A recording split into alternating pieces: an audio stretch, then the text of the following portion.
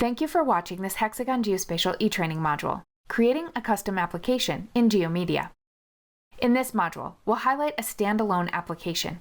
This is a very common approach to customizing GeoMedia.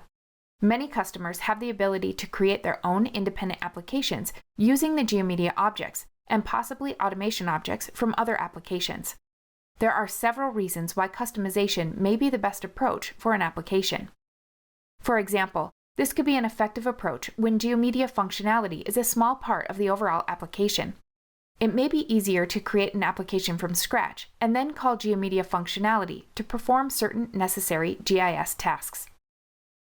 Another reason to build an application is to limit the flexibility or functionality of your user more than you could by customizing the existing GeoMedia framework application. Your requirements may dictate a different look and feel of an application than GeoMedia provides. This C# project is designed to output a single executable that utilizes both C# objects and GeoMedia objects contained in their delivered dynamic link libraries, or DLLs. Custom applications will run standalone, independent of GeoMedia. This means that GeoMedia is providing the necessary functionality in the background. You are not actually running the GeoMedia product. A running application framework is never visible. While this approach gives the application developer much more flexibility, it also means that there is more initial work to do than adding custom commands to GeoMedia. The standalone application establishes a connection to an Access database and allows users to select feature classes in that database for display in a map view. To begin, click File, Open to open the Access Warehouse dialog. Select an MDB file to establish a connection. In this case, we're using the US Sample Data MDB file. Click Open. A feature class can be selected for display. To add the legend to the map view, click View, Features to open the Add Features dialog. In the Features field, click States and click OK. To open the Legend dialog, click View, Legend. Click View to utilize Zoom In, Zoom Out, or Fit All. To close the Legend dialog, click View, Legend. When deploying applications on an end-user computer, modifying environment variables is not recommended by Microsoft and should be avoided. The application path mechanism should be used instead. However, in order to compile, debug, and run applications, a set of directories must be added to the path environment variable on the development machine. From the drop-down, click Setup. The setup function sets the app path value for your custom application to the value specified for geomedia.exe. From the drop-down, click File Open, Object Sender, Event args E. This function is called when you select File Open. It calls the getWarehouse method, which abstracts the functionality of using the Open File dialog for prompting the user for the name of the Access warehouse. In this section, we'll check to see if there's already a connection made. To simplify the application, only allow one connection at a time. This prompts the user to ensure closing the current connection. Here, supply the name of the variable pointing to the object whose properties need to be set. Next, supply the appropriate prog ID for creating an Access database object. Then set the properties that takes the file location of the connection. Warehouse is the string returned from getWarehouse that is the path to the actual warehouse file, in this case, the MDB file. Finally, shown here is the method call that actually makes the connection or opens the database. From the drop-down, click View Features, Object Sender, Event args E. In Click View Features, the routine Add Features form Get Query Info is called to present the user with the dialog of what feature the user wants to get information about. The originating pipe is created by calling the createOriginatingPipe method on the connection. The table property on the originating pipe must be supplied with the feature class name before calling its output record set property to actually create the resultant record set. The originating pipe creates its output record set by calling OpenRecordSet. Pipes add additional functionality to record sets, including persistence, notification, metadata access, record set naming, errors, and chord system.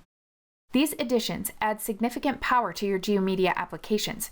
Except for persistence, all of these additions are available in custom applications. Click the Add Features for.cs tab. From the dropdown, click Populate Feature List. In Populate Feature List, a list of all tables in the given connection to populate the feature list box with those table or feature class names is provided. Here, a metadata service is created and uses the getTables method to get displayable tables. Then, the feature list box with those table names is populated. From the Solution Explorer panel, right-click MapViewForm.cs and click View Designer. The map display window opens in a new MapViewForm.cs tab. Click to select the map display window. Next, let's look at the map view controls. Add the map view control to the toolbox by clicking Tools, Choose Toolbox Items to open the Choose Toolbox Item dialog. In the Choose Toolbox Items dialog box, click the COM Components tab. Check Map View Control and click OK to close the dialog. A new button, Map View Control, will be in the Toolbox panel. Click the MapViewForm.cs tab. The main distinction between a G record set from GDO and a record set from DAO is that the G record set data is geographic in nature. In other words, geometry and world coordinate information are served up so that the data has spatial context. This context has little meaning without viewing the data spatially or on a map. The MapView ActiveX control that is delivered with GeoMedia provides that context. GeoMedia delivers two important ActiveX controls that allow you to view the data in a G record set. Data View for non-geographic attributes and Map View for geographic attributes. The Data View control contains a grid for display edit of textual fields in a G record set. The Map View control is used to display the spatial fields of a G record set. We'll only use the Map View in this example. From the dropdown, click Load Map View Object Sender Event Args E. The Map View provides a view manipulation functionality, for example, zoom, pan, fit, etc., as well as providing extensions for selecting and highlighting elements, coordinate system management, and the legend. Next, let's look at the legend. From the dropdown, click View Legend Object Sender Event Args E. The legend is the mechanism that will display the data on the map view. It's a member object of the map view. In a custom application, the legend is created and assigned the map view's legend property. The legend view control allows you to geographically display the map view's legend. The legend object has three collections: legend entries, display entries, and group entries. For this example application, we've created a legend entry. Displaying data on a map is as simple as creating a record set, creating a style object to set the data display characteristics, both of which are input into creating the legend entry, and appending that to the legend. From the dropdown, click Display Record Set, pClient, G Record Set, Record Set. The Display Record Set method takes in the originating pipe, OP record set, that is to be displayed, creates the record for the legend entry that will be displayed, appends the legend entry to the legend, and loads the data on the map view. The getGeometry field name method takes in the record set of geometry to return its field name.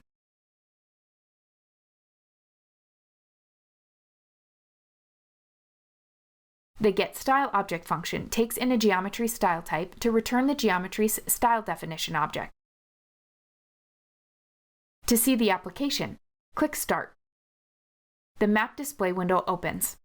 Click File, Open, and select an MDB file to establish a connection.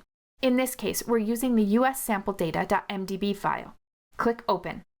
Next, click View Features to open the Add Features to Map dialog. To display the states, in the Features field, click States and click OK to close the dialog. To display the rivers, in the Features field, click Rivers and click OK to close the dialog. To see the legend, click View Legend.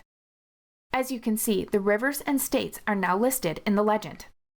As mentioned previously, Zoom In, Zoom Out, and Fit All are available under the View menu. You now know how to create and customize your application in GeoMedia. Thank you for watching this e-training module from Hexagon Geospatial.